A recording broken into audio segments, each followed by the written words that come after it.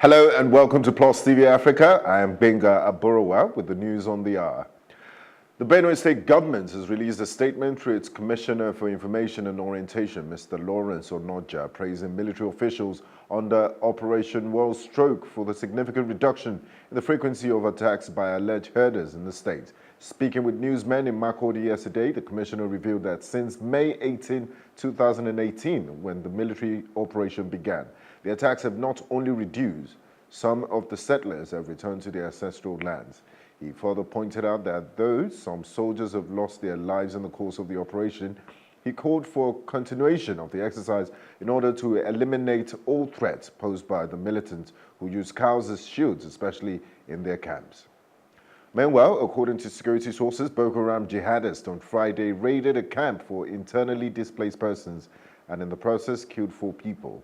The gunmen came on foot and bicycles into Banki town near the border with Cameroon, scaling through the ditch dug around the camp with a ladder and opening fire, leaving 4 people dead in their wake and others injured.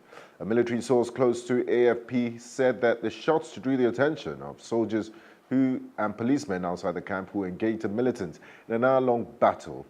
2 of the terrorists were killed while the others fled.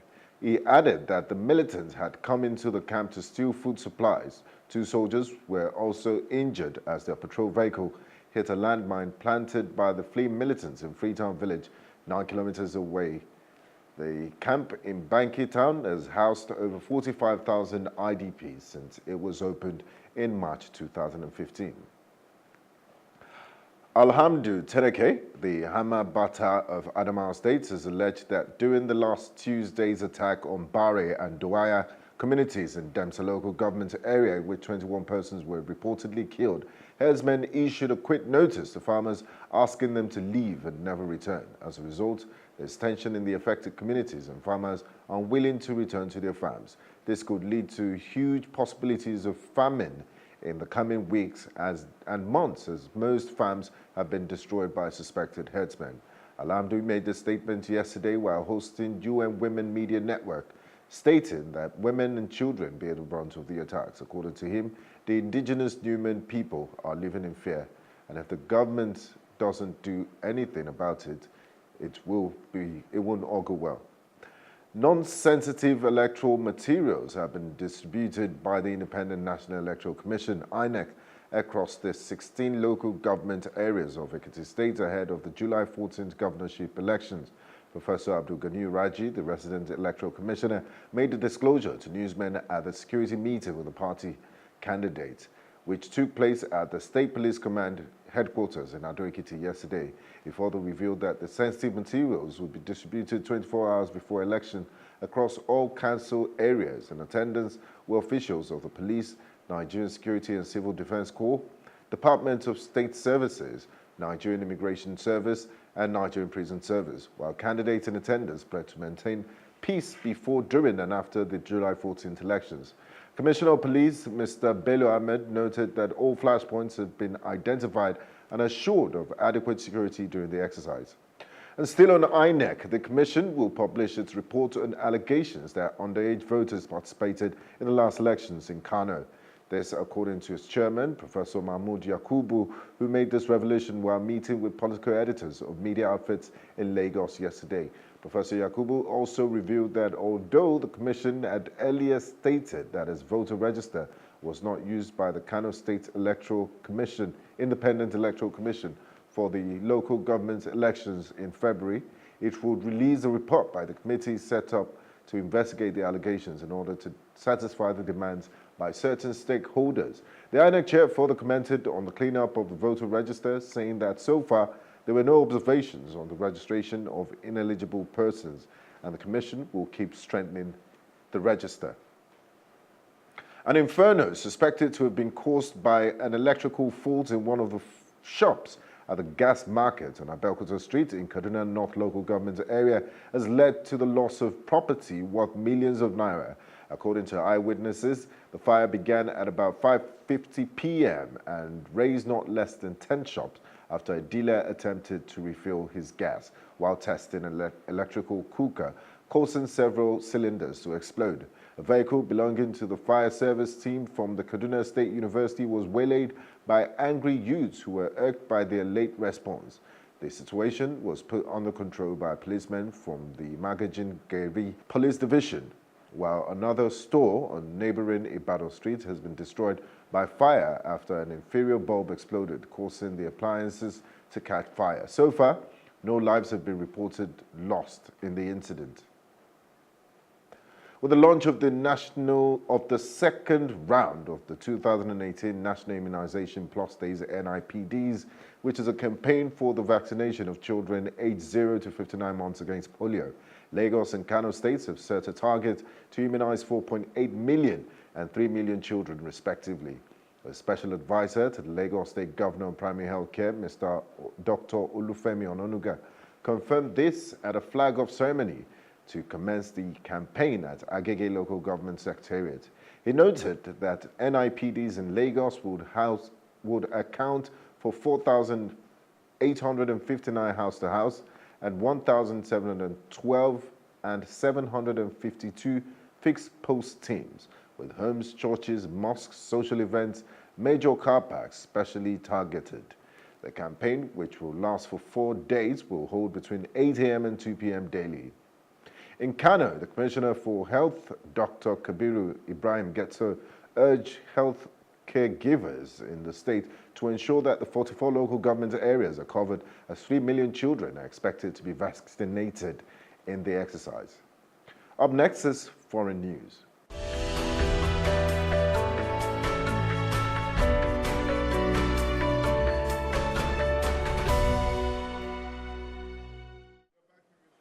And on the foreign scene, some Nigerian students at the Cambridge University in England staged a demonstration on Saturday against what they termed government's indecisiveness in tackling security challenges in Nigeria. The students bearing placards with various inscriptions demanded actions to put an end to the killings and justice to be served for the victims of the attacks. This protest is in response to the recent attacks in some villages in Plateau State with over 100 persons dead. According to reports by the global rights group Amnesty International, over 1,813 persons have been killed across 17 states of the country in 2018, more than double the figure of 894 people killed in all of 2017. Up next is business news.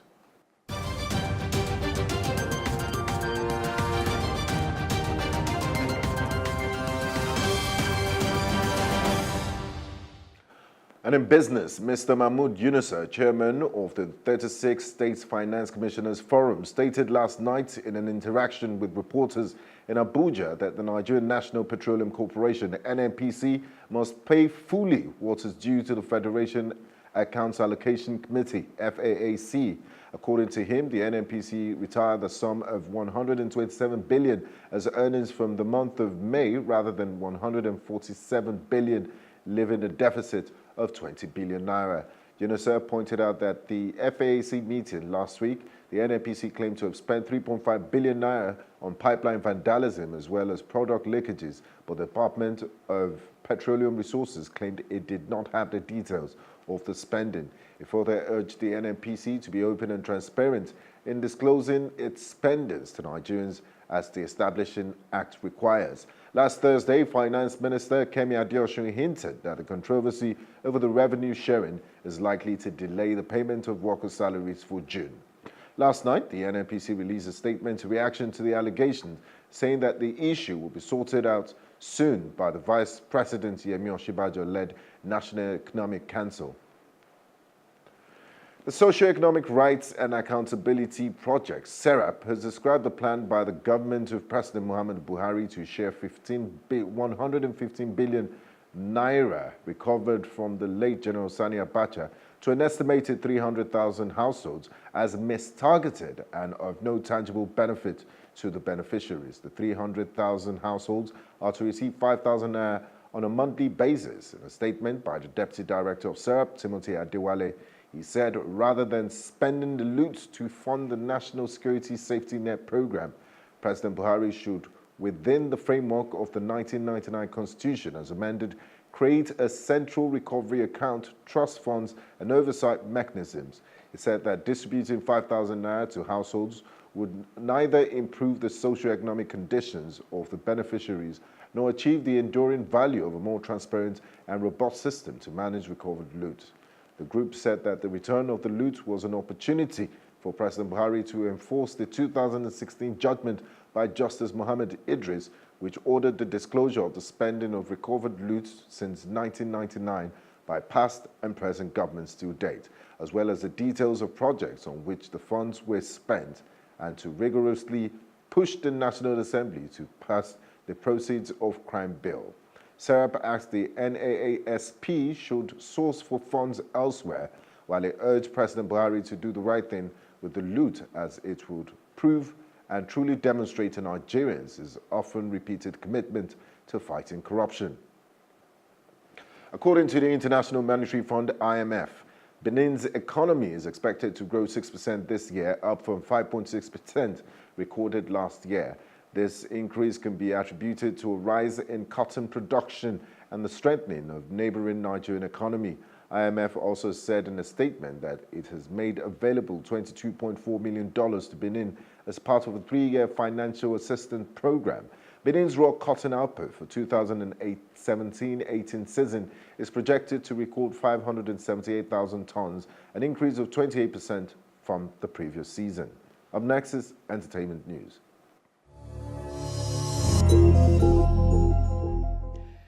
In entertainment, Big Bang Theory actress Kaylee Cuoco has finally married equestrian boyfriend Carl Cook since dating 2 years ago. She made the announcement via social media on Saturday evening, remarking that they were now legally KC squared, while sharing a photo of the pair kissing.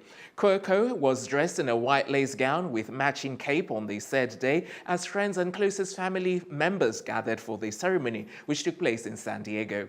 Cuoco has been looking forward to the event for quite some time, as she remarked to sources in March that she couldn't wait to wed her soulmate. The couple's wedding comes after Cook proposed 7 months ago with a pear-shaped diamond ring.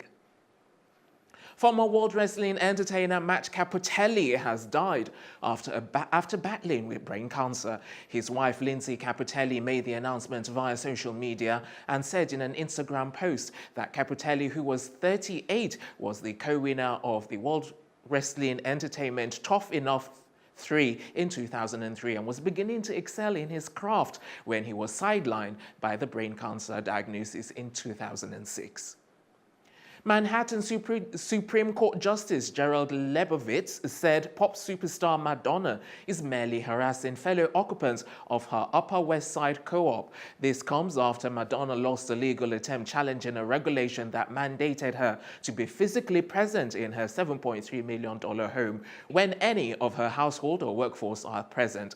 This has led the Frozen singer to continue to source for official records from the board, like voting information and annual meeting notes, to probe how her tenancy agreement was changed and how her household may use the property without breaking the contract. Last September, Lebovitz said she put off suing for too long and as such dismissed the claim challenging the new lease. Now he's also dismissing her request for co-op records on the grounds that the matter is irrelevant. Madonna's lawyers and the co-op board are yet to respond. Canadian-American actor Jim Carrey is in talks to play Sonic's mad scientist and arch-enemy Robotnik, aka Dr. Eggman, in the adaptation of the popular Sega video game franchise. In the game, his ideas for willpower are steadily hindered by Sonic. He uses his robotic creations to fight Sonic and his friends. The studio backed the film rights to the classic game in 2017 and has appointed Jeff Fowler to direct and Patrick Casey with Josh Miller of Transylvania and 12 Deadly Days out to write the script. The movie, titled Sonic the Hedgehog, has a budget of $90 million and shooting is to start in Canada this summer and will be released in the US on the 15th of November 2019. And that's it on entertainment. Up next is the very best in sports.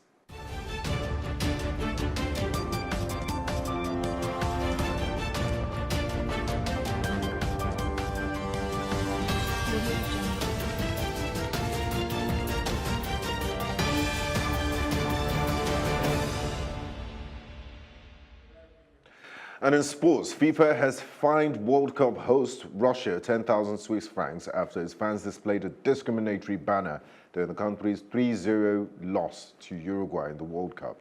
Russia plays Spain in the last 16 later today after the country reached the World Cup knockout stage for the first time in post-Soviet history.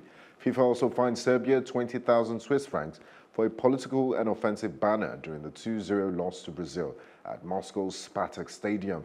Serbia, which is out of the tournament, was fined for the display of a similar banner earlier in the tournament. And Javier Mascherano has announced his international retirement following Argentina's World Cup exit. The 34-year-old midfielder revealed this in his side's 4-3 defeat in a second-round tie against France. Speaking shortly after the match, he said it's time to say goodbye and for the younger generations to step in. Mascherano, who has played at 4 World Cups, made his debut for Argentina in 2003 and has made a record 143 appearances for his country. That's the news at this hour. I am Benga Aboroa. Do have a great day.